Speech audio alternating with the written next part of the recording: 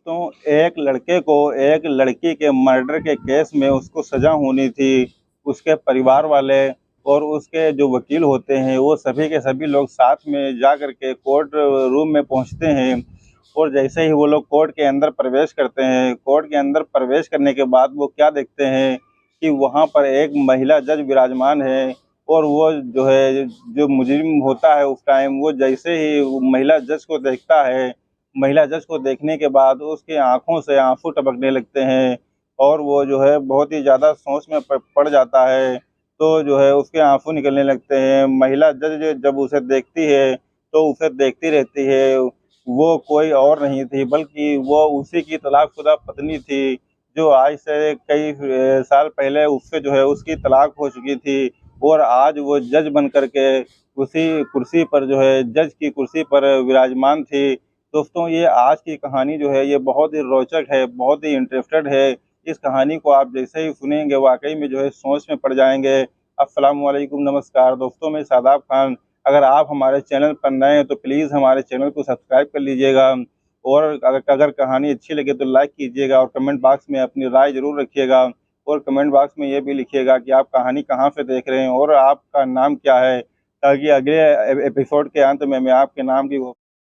दोस्तों, एक लड़का होता है जिसका नाम संजय शर्मा होता है और एक लड़की होती है जिसका नाम नेहा शर्मा होता है। इन दोनों का जो है आपस में विवाह हो जाता है और इन दोनों की ज़िंदगी बहुत ही हँसी-खुशी से गुज़र रही थी और इसी बीच तकरीबन जो है कुछ टाइम हँसी-खुशी से बीतता है और उसके बाद तकरीबन 1 साल का समय हो चुका था। इन दोनों के बीच में कोई ऐसी प्रॉब्लम्स नहीं थी, लेकिन जैसे ही दोस्तों समय आगे जो है बढ़ता चला जाता है और उसके बाद जो है वो जो संजय होता है वो अपनी पत्नी को बहुत ही ज़्यादा टॉर्चर करने लगता है और उसको प्रताड़ित करने लगता है, क्योंकि वो एक दूसरी लड़की से प्यार करता था और वो उससे जो है मोहब्बत करता था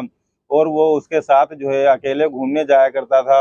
और वो उसकी फ़ोटो भी नेहा को दिखाया करता था। लेकिन नेहा एक बहुत पढ़ी-लिखी और बहुत ही अच्छी लड़की थी। वो हर बात को समझती थी, तो ज़्यादा वो जो है कुछ भी नहीं कहती थी। वो पढ़ी-लिखी थी, तो वो एक नौकरी के लायक भी थी, लेकिन जो है वो किसी भी बात पर ज़्यादा गौर नहीं करती थी और धीरे-धीरे जो है संजय शर्मा ने जो है उस लड़की को जो है घर पर लाना शुरू कर दिया और घर पर लाने के बाद वो उससे उ उसको बहुत ही ज़्यादा परेशान करता था और परेशान करने के बाद एक दिन ऐसा होता है कि वो उसको धक्का मार देता है और जब वो उससे बात करने की कोशिश करती है, तो वो उसको जो है बहुत ही ज़्यादा उसकी पिटाई कर देता है। यही सारी बातें जो है रोज़ाना होती थी और जबकि जो है नेहा एक पढ़ी-लिखी लड़की थी, वो चाहती तो वो नौकरी भी कर सकती थी, उसकी ज़िंदगी में सब कुछ जो है बहुत ही अच्छा हो सकता था, लेकिन वो अपने पति के चक्कर में जो है कुछ भी नहीं करती है, लेकिन वो इस बात को बिल्कुल भी नहीं समझता था और उसने जो है जब बहुत ही ज़्यादा परेशान किया और अंत में जो है संजय शर्मा अपनी पत्नी नेहा से कहता है कि मुझे तुमसे जो है तलाक चाहिए और मुझको जो है तुम्हारे साथ जो है बिल्कुल भी नहीं रहना है। एक बार नहीं बल्कि हज़ार बार वो इस बात को नेहा से कहता है। तो जब नेहा बहुत ही ज़्यादा परेशान हो जाती है, तो वो एक दिन अपने जो है पिताजी को फ़ोन करती है और फ़ोन करके उनको बुला लेती है। बुलाने के बाद उनसे सारी की सारी बात बताती है और बात बताने के बाद उनके साथ में वो अपने मायके चली जाती है। मायके जाने के बाद दोस्तों कुछ ही दिन के बाद वो जो संजय होता है वो तलाक के कागज़ डाल देता है और तलाक के कागज़ डालने के बाद दोस्तों वो जो है एक ऐसी लड़की के चक्कर में जिससे वो प्यार करता था, उसके चक्कर में वो अपनी पत्नी नेहा को जो है तलाक दे देता है और वो नेहा जो होती है वो अपने पिता के घर पर रह कर के वो एक जज की तैयारी करने लगती है।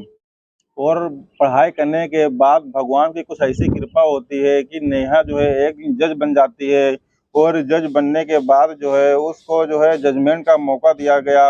और कोर्ट में वह लोगों को जो है न्याय सुनाना शुरू कर देती है। दोस्तों, समय ऐसे ही गुजरता चला जाता है और जो संजय होता है वो उस लड़की के चक्कर में इतना ज़्यादा पागल हो चुका था कि वो अपना सब कुछ जो है उसके चक्कर में सब तहस-नहस कर चुका था।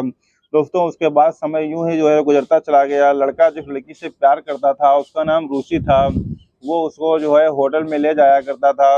उसका एक दिन किसी ने जो है मर्डर कर दिया, लेकिन जो सारा लोकेशन था, जो सारा सबूत थे, वो सारे के सारे सबूत संजय के खिलाफ पाए जाते हैं और उस लड़की के जो घर वाले होते हैं, वो लड़की के घर वाले डायरेक्ट संजय पर ही सारा इल्ज़ाम थोप देते हैं और उसके बाद उसकी जो है गिरफ्तारी हो जाती है और कोर्ट में सुनवाई होती है। सुनवाई होने के बाद उसको जेल हो जाती है और तकरीबन 2 साल तक वो जेल की सज़ा जो है काटता है।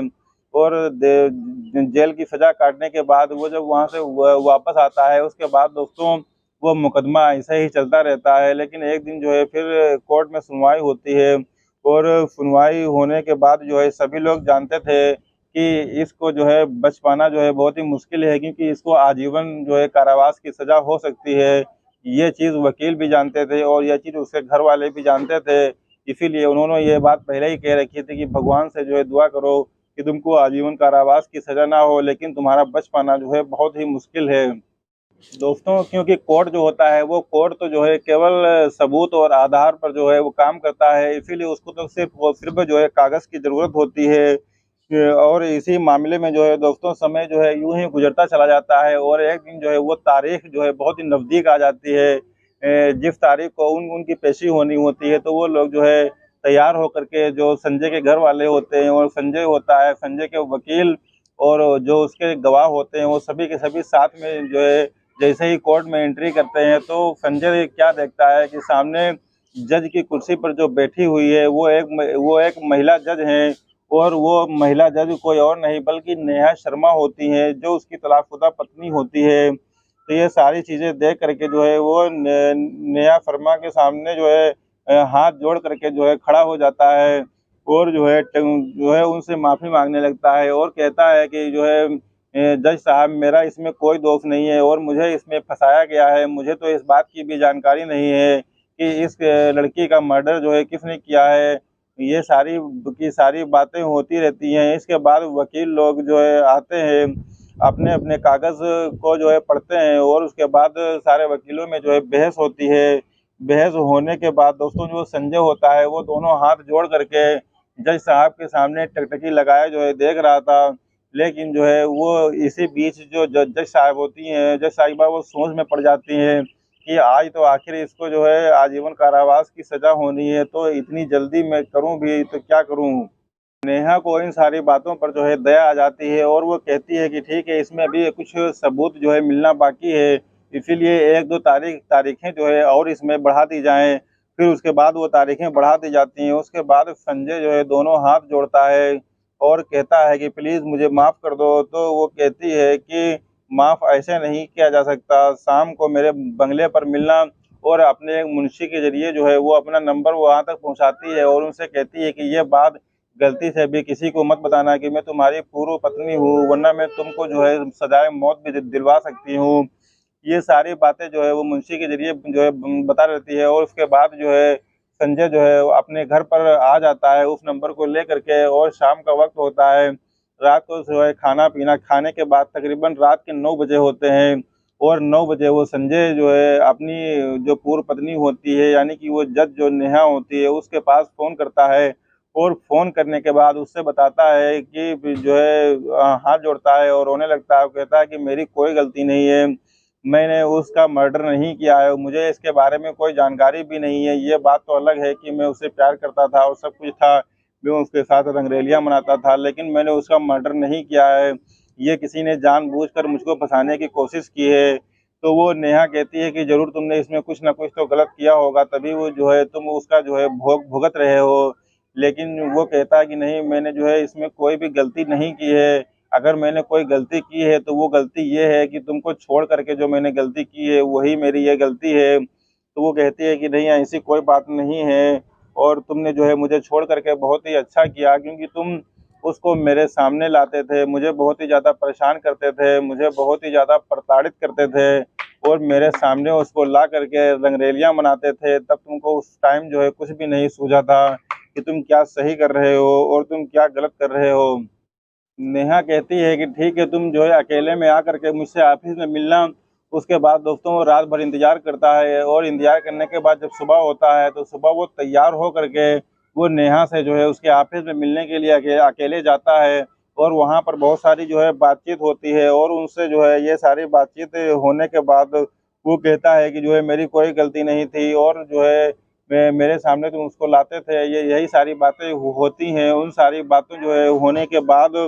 तो वो जो है नेहा कहती है कि जो है तुमने सारा का सारा दोष मेरे ऊपर ही ला दिया था और उसको मेरे सामने ला करके उसके साथ रंगरेलियां मनाते थे और मेरी कोई भी बात नहीं सुनते थे। मैं जब कोई भी बात कहती थी तो उसको तुम जो है मेरी पिटाई किया करते थे और मेरी कोई बात जो है नहीं सुनते थे और तुम ही ने जो है मुझसे तलाक ले लिया था और मुझे जो है अलग कर दिया था। अब जो है मुझसे क्या चाहते हो, क्या उम्मीद करते हो? जो तुम चाह रहे हो वो सारी की सारी चीजें आप तुम जो है बता सकते हो कि तुम मुझसे जो है क्या उम्मीद करते हो। तभी जो है वो संजय जो होता है वो हाथ जोड़ता है और हाथ जोड़ने के बाद जो है उसका पैर पैर पकड़ने लगता है, लेकिन वो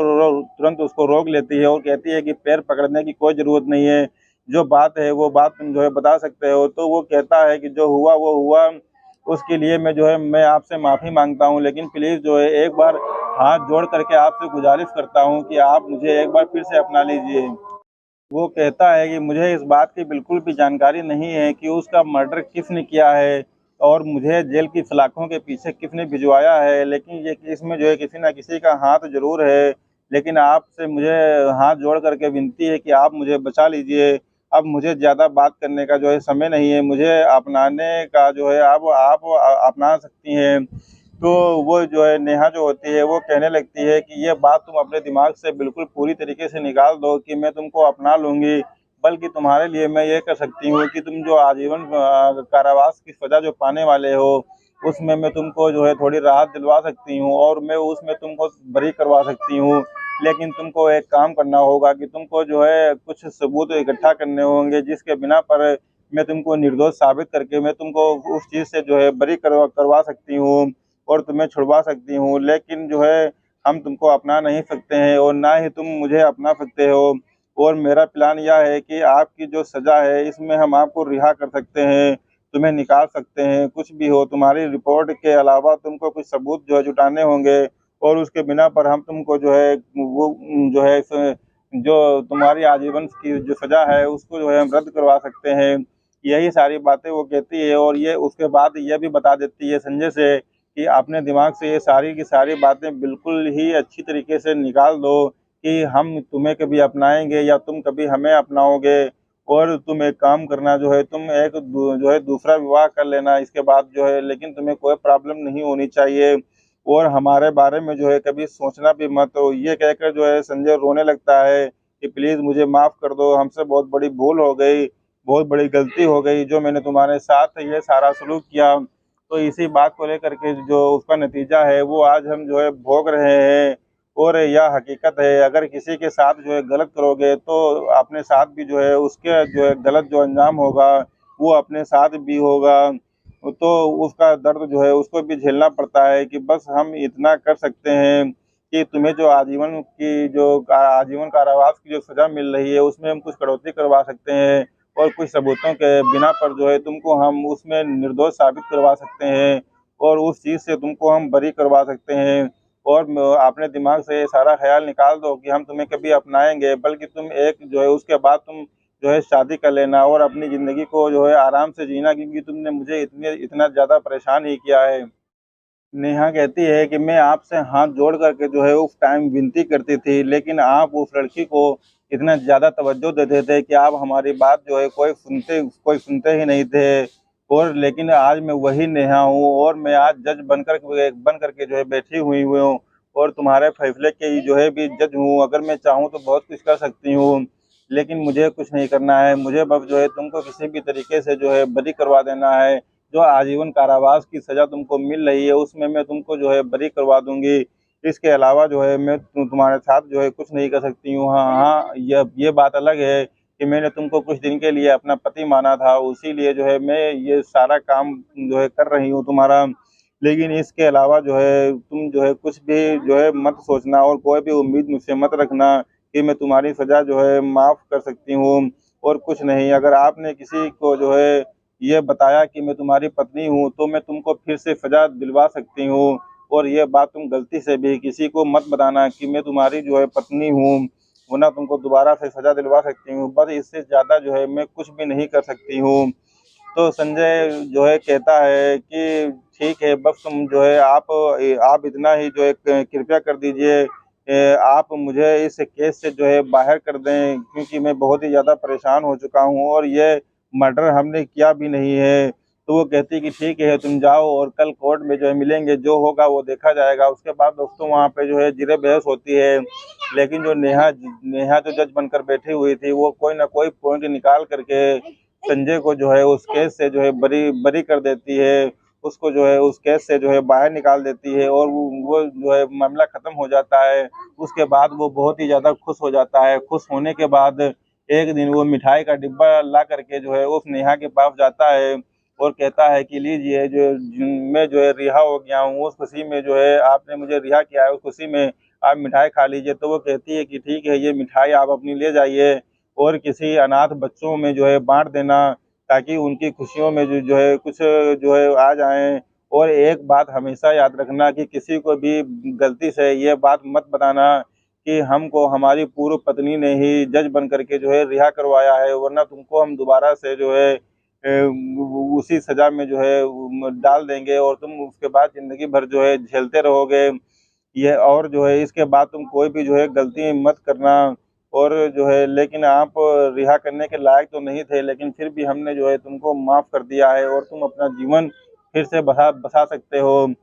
दोस्तों ये कहानी अगर आपको कैसी लगी, अगर आपको ये कहानी अच्छी लगी हो तो प्लीज़ लाइक कीजिएगा और कमेंट बॉक्स में अपनी राय रखिएगा। दोस्तों इस कहानी को सुनाने का उद्देश्य किसी की भावनाओं को आहत करना नहीं है, ना ही किसी को ठेस पहुंचाना है, बल्कि समाज में घटित हो रही घटनाओं से सिर्फ आपको अवगत कराना है, ताकि आप अपने परिवार को सुरक्षित रख सकें। दोस्तों मिलते हैं एक नए दिन एक नई कहानी के साथ, तब तक के लिए शब्बा।